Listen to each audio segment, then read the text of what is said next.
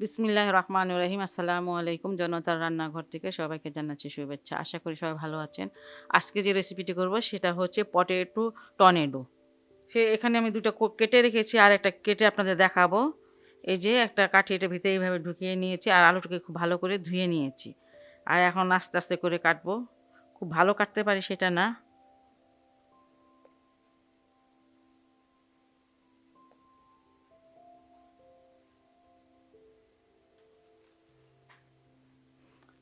ছুরিটাকে আপনার এইভাবে ধরে রাখতে হবে, এই আলুটাকে ঘোরাতে হবে।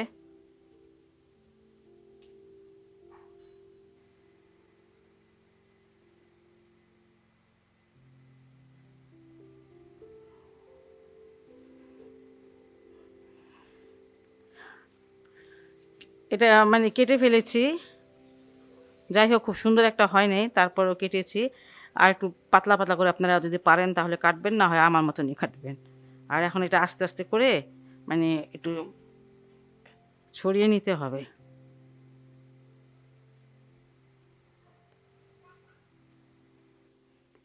এই যে এতটুকু করে নিলাম, খুলে নিলাম। এখন এটা আমি ভিজিয়ে রাখবো ১০ মিনিট পানিতে, যাতে এটা কষ যে আছে সেটা যাতে উঠে যায়।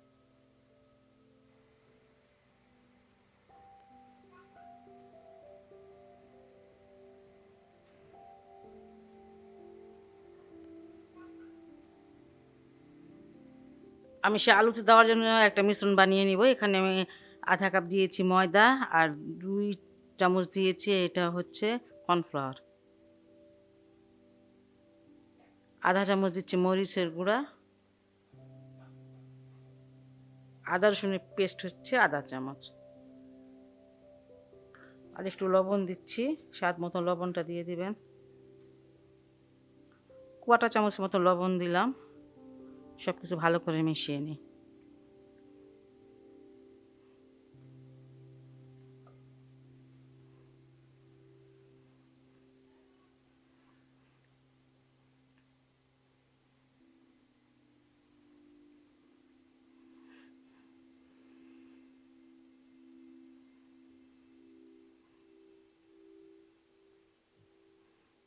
মিশিয়ে নিয়েছি, এখন পানি দিয়ে দিব। এটা ব্যাটারের মতন করব, পাতলা।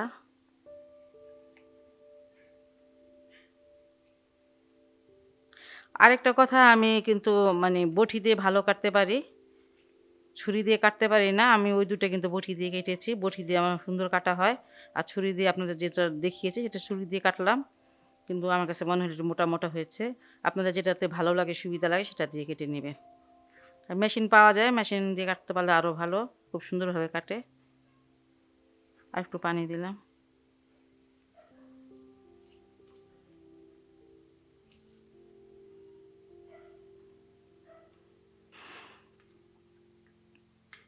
প্রায় ১৫০ গ্রাম পানি দিলাম। এই ঘনত্বটা এরকম হবে। এই যে আর একটু মিশিয়ে নিতে হবে।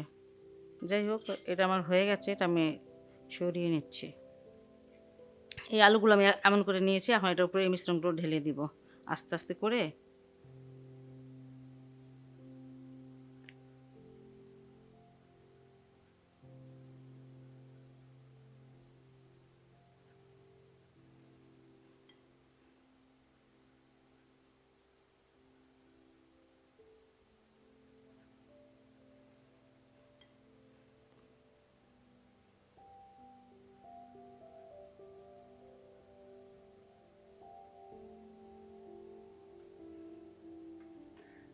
এই যে একটু এমন করে লাগিয়ে নিতে হবে।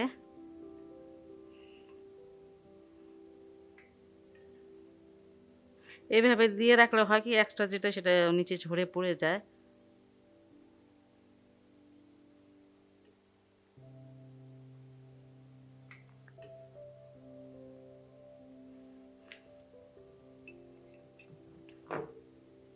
বাস হয়ে গেছে দেওয়াটা, এটা আমি এখন সরিয়ে নিচ্ছি।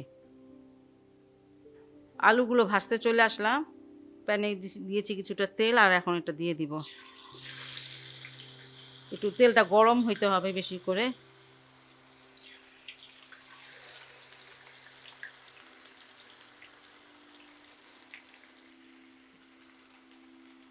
তিন মিনিট ভাজার পরে আমি এগুলো একটু উল্টিয়ে দিচ্ছি।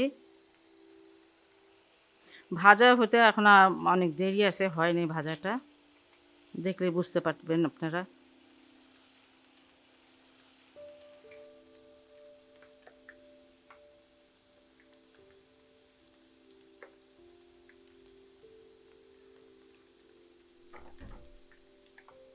এই পটেটো টর্নেডোগুলো আমি হাই হিটে 10 মিনিট ভেজে নিয়েছি।